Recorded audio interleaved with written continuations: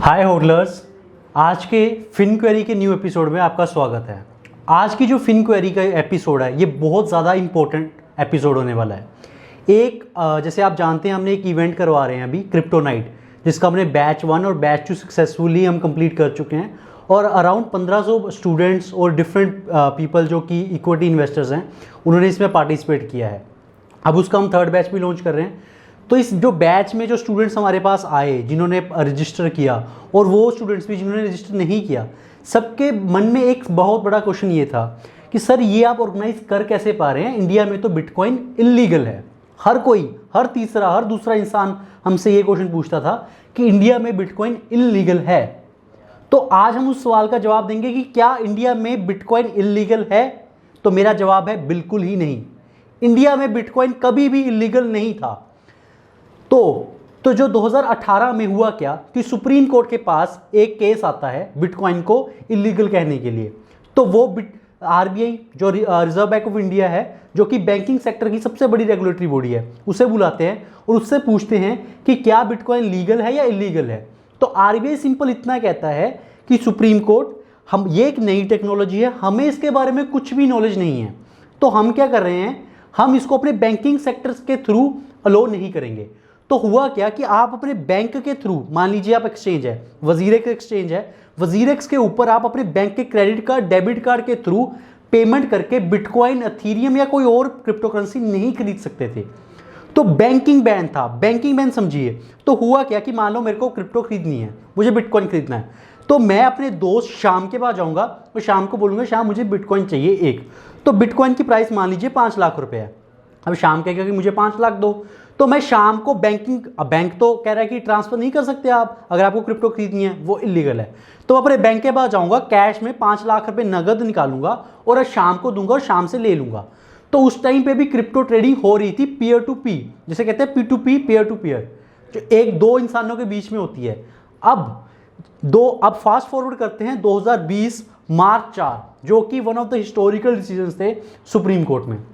बहुत बड़ा कैंपेन चला, इंडिया वांट्स क्रिप्टो, कि इंडिया में को क्रिप्टो में लीगल करना चाहिए। तो हुआ क्या कि सुप्रीम कोर्ट ने आरबीआई से पूछा कि आप इसको इलीगल कैसे घोषित कर सकते हो। तो उसके सबसे बड़ा जो डिसीजन जो सुप्रीम कोर्ट ने लिया है कि now crypto currencies legal in India, उसके पीछे का बेस क्या था? उसके पीछे का बेस ये था कि मान लीजिए दो इंसान है, श्याम और राम। श्याम और राम मानते हैं कि एक जो पत्थर का टुकड़ा है वो करेंसी है, तो आप उसको रोक ही नहीं सकते। दो इंसान जो मानते हैं कि ये स्टोर ऑफ वैल्यू है, तो आप उसे रोक नहीं सकते। बस आप उसको इतना रोक सकते हो कि आप बैंकिंग चैनल के थ्रू उसकी ट्रांजैक्शंस ना होने दो, और वही आरबीआई कर पाई थी पहले।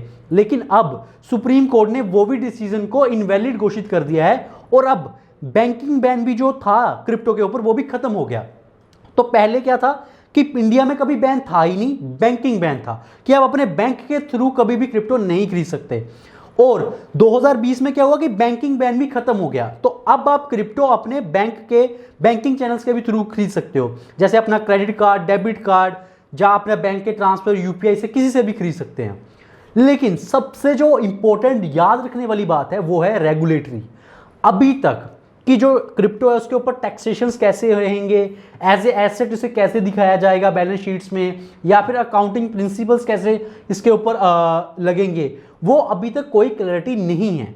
लेकिन करंटली ये आपको बता रहा हूं मैं कि ये लीगल है इंडिया में। आप इसे खरीद सकते हैं, आप इसे बेच सकते हैं और इसे आप मोरओवर स्टोर करके भी रख सकते हैं। सो अभी एक न्यूज़ आई है कि क्रिप्टो एक्सचेंजेस ने आरबीआई से पूछा है कि जो हमारे ऊपर कौन से रेगुलेटरी रूल्स लगने वाले हैं, और आप हमें बताइए कि हमारे ऊपर टैक्सेशन कैसे होगी।